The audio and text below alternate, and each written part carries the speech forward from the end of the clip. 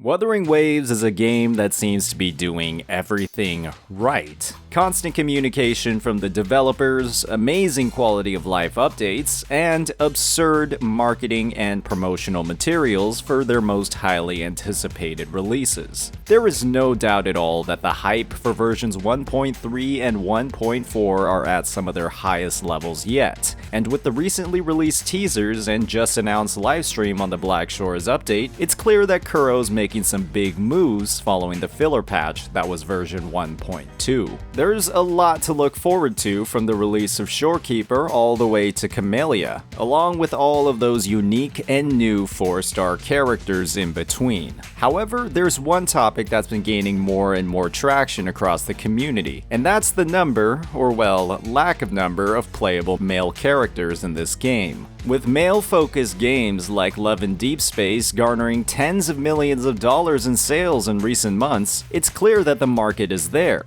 Unfortunately, the males in Wuthering Waves are not. When you compare this to the number of female releases, you can easily see the disparity. Gender ratios have to be one of the most sensitive areas of discussion across any gacha player base. There are some games that got bullied by their player bases to the point of removing male characters from their development roadmap or completely from the game altogether. When players vote with their wallets and you've cultivated a player base that acts irrationally, that can lead to some disastrous results, as we saw with Honkai Impact 3rd. Kuro Games, fortunately enough, is a developer that we know actively listens to player feedback, and when they do, they implement reasonable systems that make the game better as a whole. Unfortunately though, the road to more playable male characters is filled with obstacles ranging from development and story roadmaps all the way to the actual doxing of players and developers. It's a situation that'll take a bit of time to fix. Today we'll be diving into why this is the case, breaking down how Wuthering Waves' roster has developed into 1.4, why we shouldn't expect too many male characters for at least the next few versions, and how some obstacles created by the most deranged part of the player base might have contributed to this overall situation. As always, if you're enjoying this content, please hit that like and subscribe button. With drip marketing until version 1.4 officially confirmed, we know that Shorekeeper, Yuhu, Camellia, and Lumi will be joining the cast. When you factor in every single new character added to the game since 1.0, that brings up the grand total when it comes to genders at 7 females and 1 male. That one male character was also completely free. That's quite a difference. When you also realize that we're still in the middle of version 1.2 and these are the confirmed characters for the next few months, there isn't a particularly huge amount to look forward to if a gender plays a role in your pulling decision. It could be easy to say that Kuro simply doesn't care about female players or those who want to play men. People have been requesting extremely popular characters like Geshu Lin and Scar for months, and taking one look at Camellia's drip marketing on social media is only further confirmation of that. However, it isn't that simple. Kuro Games is a developer that cares about their limited characters' integration into the story and understands how that impacts their revenue. That's why characters like Shorekeeper and Camellia, released several months after the launch of the game, were featured prominently in the version 1.0 launch trailer. You can see Shorekeeper's butterflies everywhere.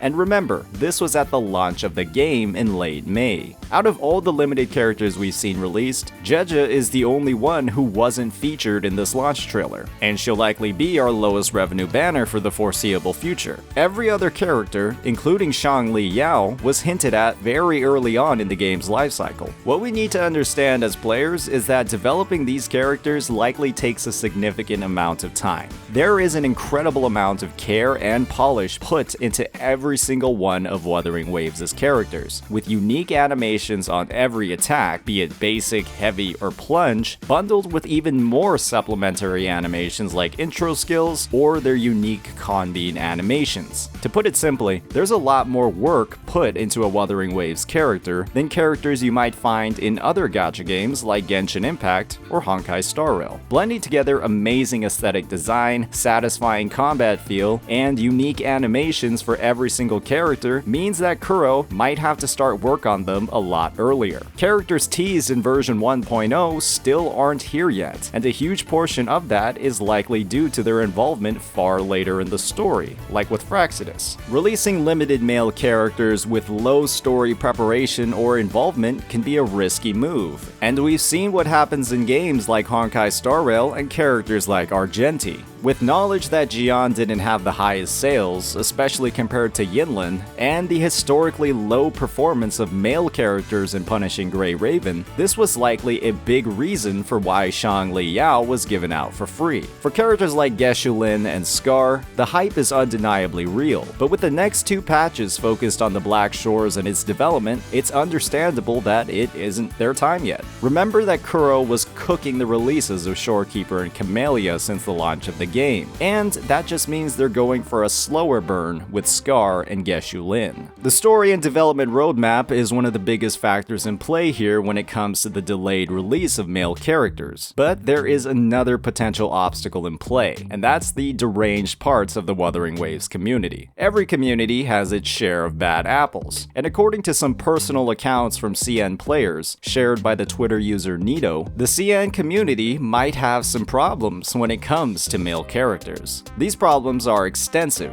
ranging from public bad-mouthing of female players and male characters on public channels, abuse of specific characters from PGR like Chrome and Lee, as well as actual doxing of male character supporters, leading to the reveal of their personal information and harassment that extended into their offline lives as well. These deranged individuals even went so far as to dox Kuro employees themselves, likely the ones who were contributing to the release of male characters, and while we have to keep in mind that these are all just the words of a single Twitter user, it's hard not to believe these accounts at all when we factor in the ridiculous situations CN gacha gaming communities have gotten themselves into. Things like the Dewey Bunny Girl incident, the Scaramouche Cat incident, or like I mentioned before, the delete all males from Honkai Impact 3 incident. This absurd behavior was happening prior to Wuwa's release, and if true, likely contributed a huge amount to the female-centric development roadmap at this point in the game. When PGR was a game in direct competition with Honkai Impact 3rd, and Kuro got to see firsthand what happened in that game, it's clear that having more females was a safer way to launch Wuthering Waves. However, with the success of Love in Deep Space and the vocal outcry for more males in the community, this is something we're likely going to see change. There are a lot of factors that have led to the current state of male characters, but they're all related to one idea: the devs implementing what they think players want. However, the audience for Wuthering Waves is much larger and diverse than that of PGR, and it might be time to shift that development accordingly. As always, if you enjoyed this content,